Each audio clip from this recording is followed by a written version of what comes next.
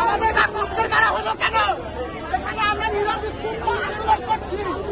শেখ হাসিনার ফাঁসি চাই, ফাঁসি চাই। এখানে ককটেল ছোড়া হলো কেন?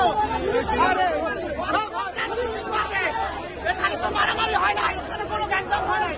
কেন ককটেল মারা হবে কেন? মারা হয়েছে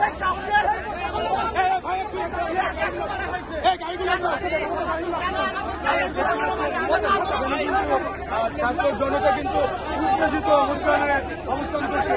কিছুদিন আগে তাদের উপরে পুলিশ কর্তৃক সারঞ্জনে নিক্ষেপ করা হয়েছে এবং তারা কিন্তু আপনারা